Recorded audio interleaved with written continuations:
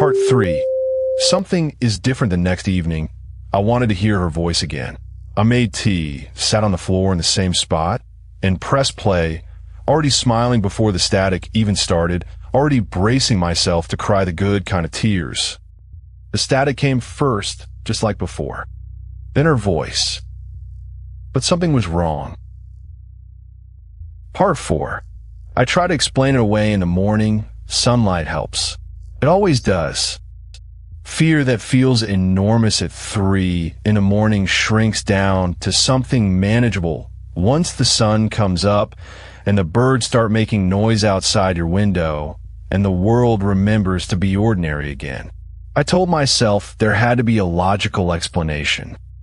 Maybe the tape had multiple tracks and the player was randomly choosing which one to play, like a shuffle feature on an old machine that malfunctioned in some strange way.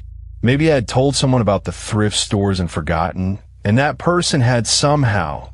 No, that didn't make sense either. Nobody could record onto an old cassette tape and place it inside a sealed box in an attic that hadn't been touched in years, matching my private thoughts and unspoken memories word for word. I called my mother's old friend, Denise, a woman who had known her since college, back when he used to share an apartment above a laundromat and split the rent by counting quarters at the kitchen table. I asked if she knew anything about a cassette tape my mother might have recorded before she died, maybe as some kind of final gift. Denise sounded confused. She said my mother hadn't mentioned anything like that.